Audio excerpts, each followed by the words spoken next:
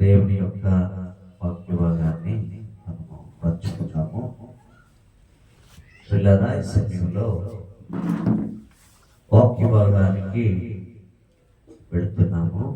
149వ కీర్తనలో 149వ కీర్తనలో మాటను ధ్యానించుకొని ముందుకు కొనసాగిపోదాము.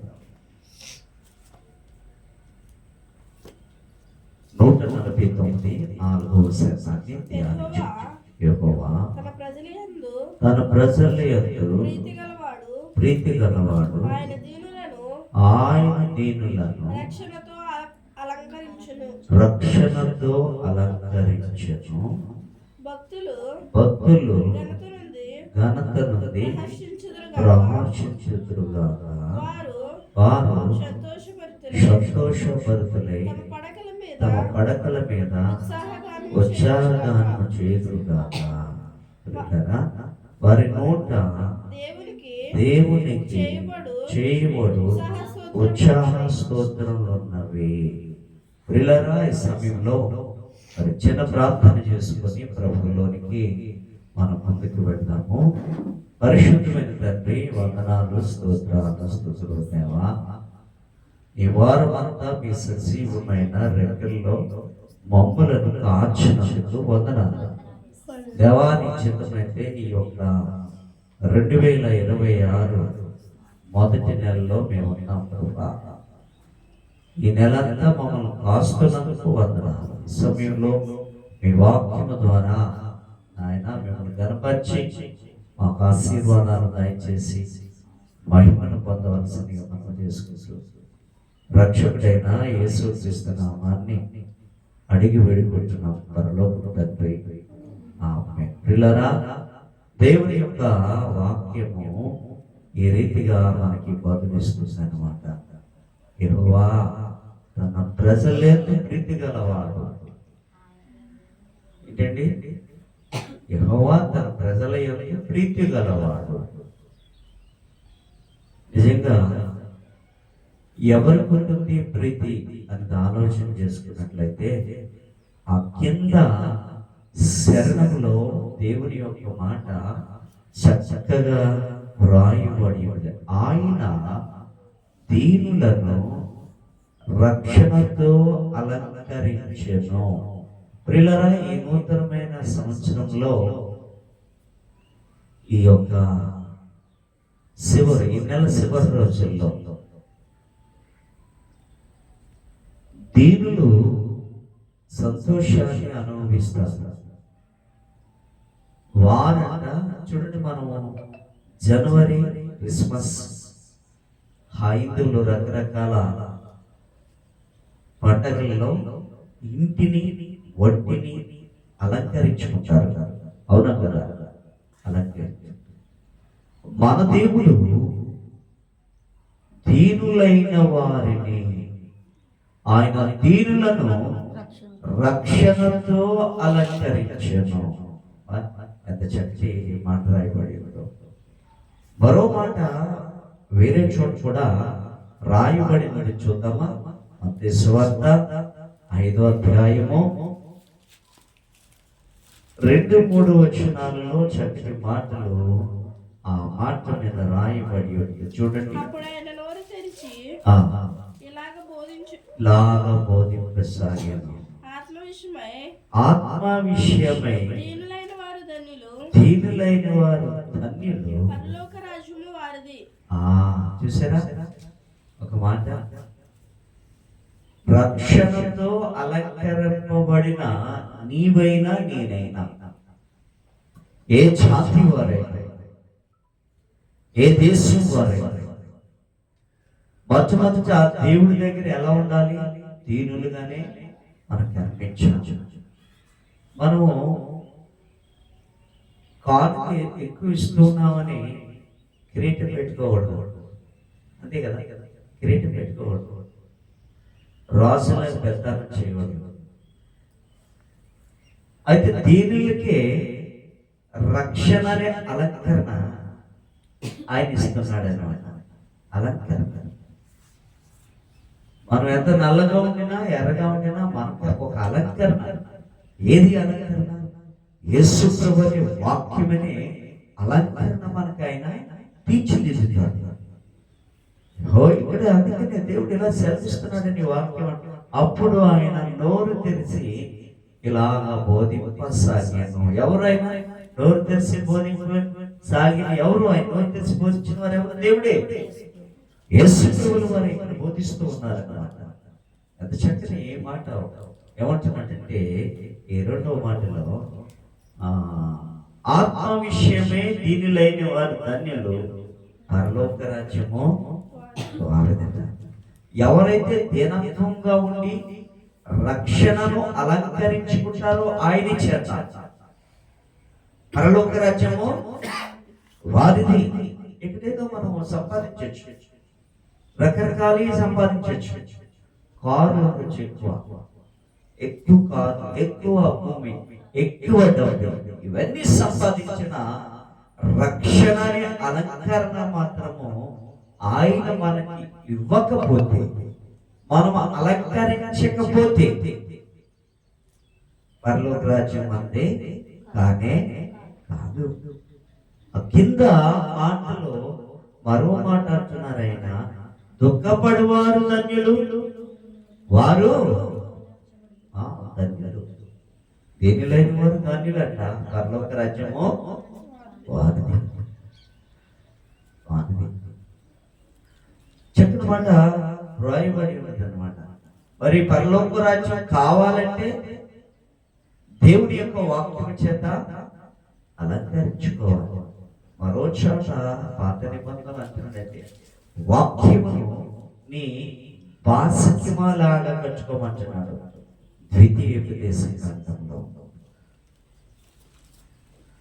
పెళ్లి కుమార్కి ఏం కడతారు చెప్పండి? నాన్న ఏం కడతారు? బాసికం కడతారు. మనం గురించి మరి దేవుడు అంటున్నాడు, నువ్వు ఎలా అలంకరించుకోవాలి, ఆయన కొరకు నువ్వు ఎలా సిద్ధపడాలి.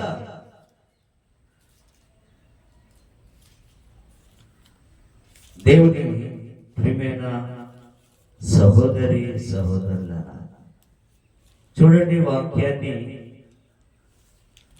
భక్తులు ఘనత నుండి ప్రహర్షించుదురుగాక, వారు సంతోషభరితులై తమ పడకల మీద ఉత్సాహగానము చేయుదురుగాక. ఎవరు? దేవుని అలంకరించుకున్నవారు, వారు భక్తులైన వారు. అంతే కదా? ఏదన్నా అంతేనా? దేవుడిని అలంకరించుకున్నవారు. ఎవరు అలంకరించుకుంటారు? వారు భక్తులైన వారు అలంకరించుకుంటారు.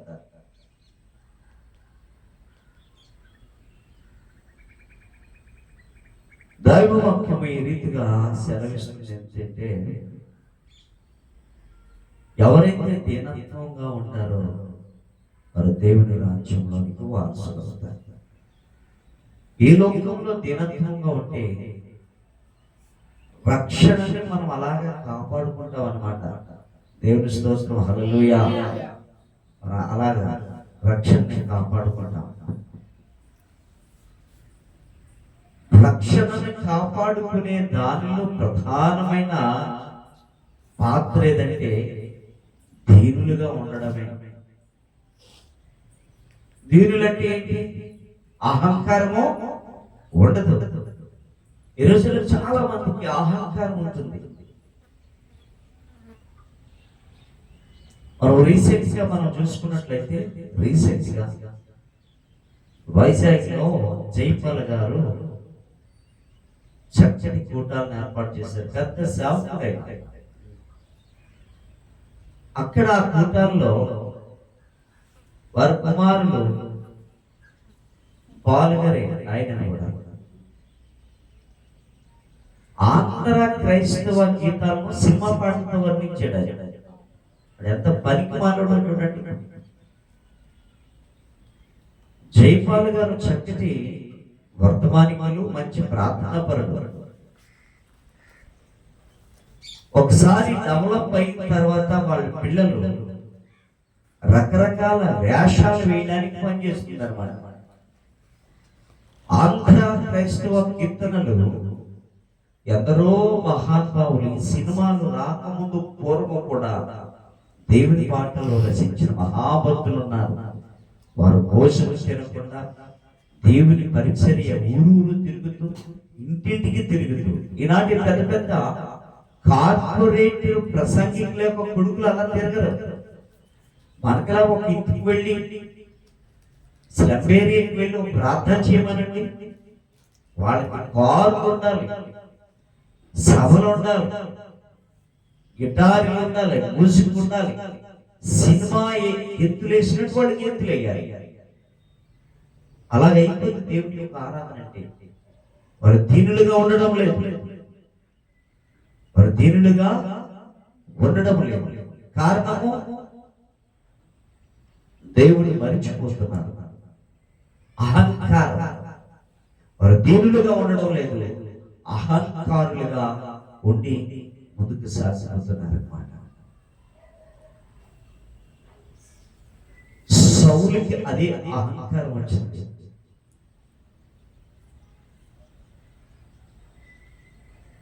ఈయన ఎన్నుకోబడి చివరకు ఆయన నుండి ఆత్మ పోయిన తర్వాత దావీదుని చూసి అహంకారంగా జీవించేవాడు. అందుకే ఆయన యుద్ధంలో ఆయన మరణించడం జరిగింది. దేవుని స్తోత్రం, హల్లెలూయా. కాబట్టి దీనత్వం కలిగి ఉండాలి, మనం దీనిగా ఉండాలి. వేల కొద్ది సంఘం అని కాదు, నువ్వు ఒక్కరినైనా ప్రభు సన్నిధికి ఆ పరలోకానికి దీనులు అయిన వారు ధన్యులు, పరలోక రాజ్యము వారిది అన్నారు. కాబట్టి ఒక్కరినైనా ఆ పరలోక రాజ్యానికి తీసుకొని వెళ్ళడానికి ప్రయత్నం చేయాలి తప్ప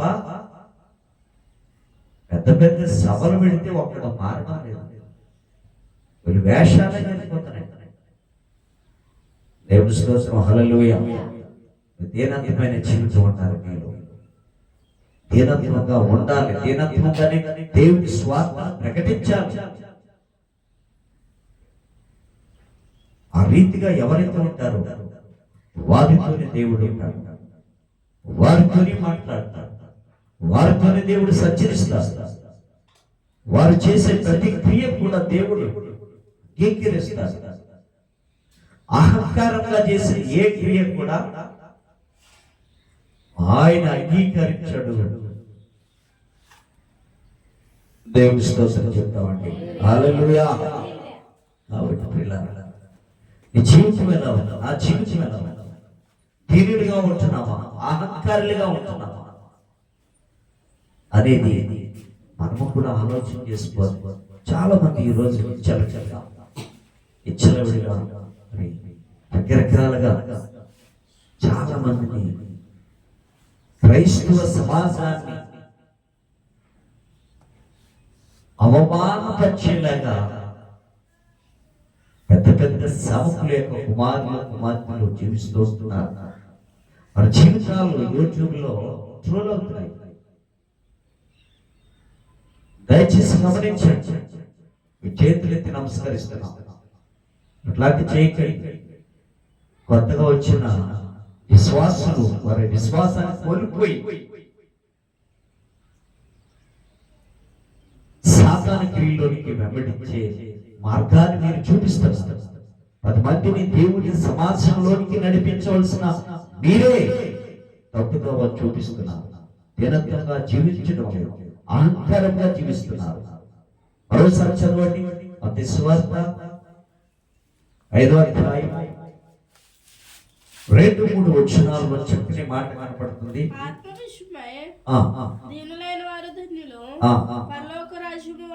దేవుని స్తోత్రం కలుగుగాక. ఆత్మ విషయమే దీనులైన వారు ధన్యులు, పరలోక రాజ్యము వారిది. రకరకాల చేస్తూ ఉన్నారు.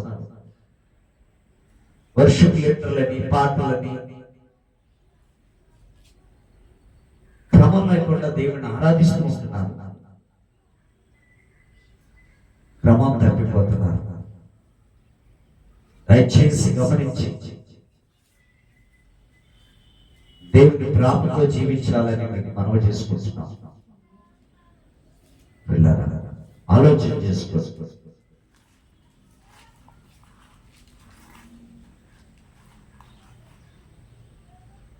సామెతలు రాసిన గ్రంథము 1వ అధ్యాయం 8వ వచనాన్ని మనం చదువుతాం. నా కుమారుడా, నీ తండ్రి ఉపదేశము ఆలకింపము, నీ తల్లి చెప్పు బోధను త్రోసివేయకు. చాలు చాలు చాలు, చక్కటి మాట.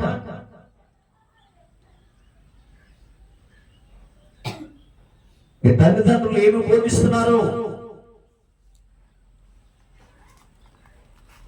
ఆ బోధ మీరు వినాలి, మాకు కాదు, టీవీలో వాళ్ళకి కాదు. ఆ బోధ మీరు కూడా వినాలి. నా కుమారుడా, నీ తండ్రి ఉపదేశము ఆలకింపము, నీ తల్లి చెప్పు బోధను త్రోసివేయకు.